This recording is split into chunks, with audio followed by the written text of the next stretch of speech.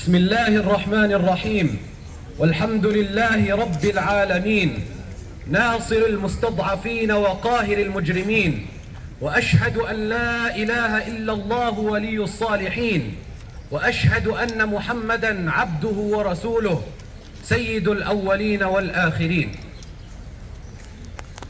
I want you all to imagine a gathering 10 times our size, but in the same space and in the same area of our gathering today. Now I want you to imagine that you are sitting with your dearest friends, with your dearest family, and then so suddenly a bomb drops in that area and everyone in that area dies. How many people are going to cry over you? How many people are going to remember you as an individual? Now imagine that scenario occurring every single day for the past 75 years. How many tears have been shed? How many children have been left orphans? How many fathers have been left without children? How many husbands have been left without wives? How many grandfathers have been left without grandchildren? Now I'll take you on a short trip through history. Just over a couple of centuries ago, in the medieval times, in the dark ages, in the times of the empires, in the times of the battles, in the times of the war, in the times where the entire world was filled with blood, was filled with murder, where there was no human rights, where there was no UN resolution, when there was no international law, when there was no backing for women's rights, for children's rights. But back then, it was seen indecent to kill the messenger of the enemy. It was seen indecent to kill the messenger of the enemy, the one who's armed, the one who's a soldier, the one who's a man, the one who's a fighter. Today, many centuries later, and after going through several wars, we'd hoped that the world had learned.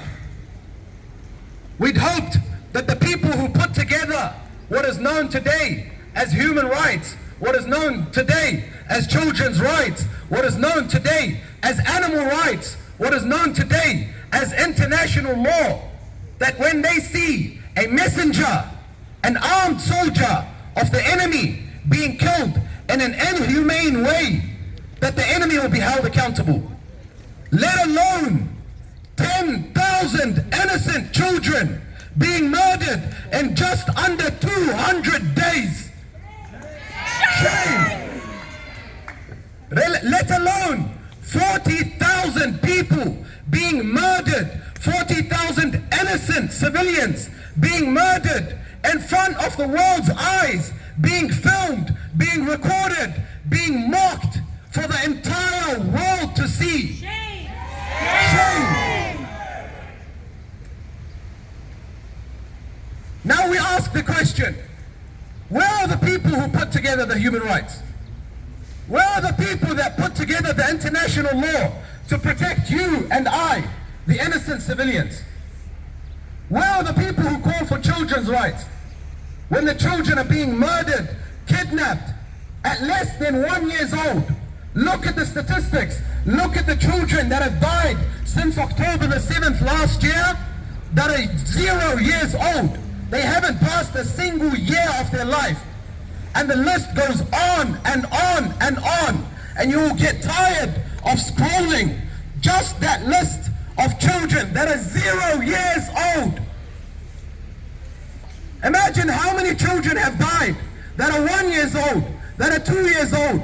Imagine how many women have been raped and murdered, that have spouses who see them in front of their eyes being raped, being murdered, not just in front of their spouse's eyes, but in front of the entire world's eyes, in front of my eyes, in front of your eyes on these devices.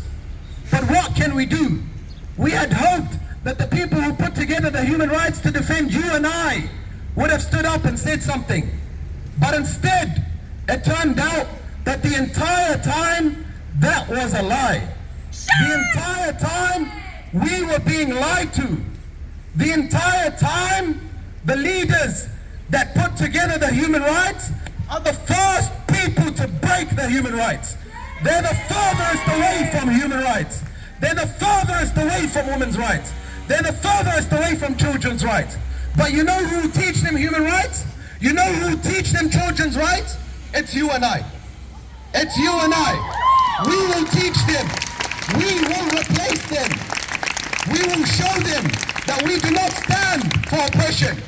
We do not stand for the genocide that is happening to the people in Gaza. And we will not stay handcuffed. We will not stay silent. We will not bow down to our governments. In fact, we will make them bow down to our voices, to the voices of the truth.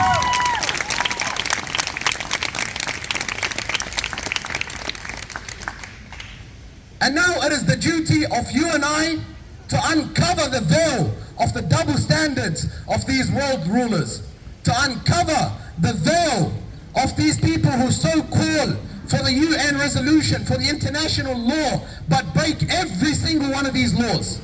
It is time for you and I to put an end to this today by raising awareness, by teaching people what really human rights are, by talking the walk and walking the talk, and ensuring that we are the first people who uphold the peaceful human rights. Not like these people who call for human rights, but of the first to break these human rights.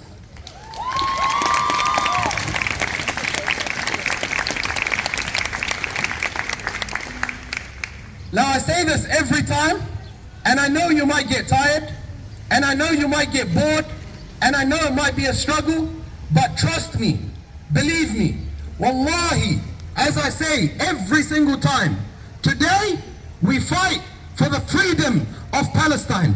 Today we gather to fight for the people of Palestine. Today we gather to fight against oppression. But tomorrow we will celebrate our achievement. We will celebrate the freedom of Palestine.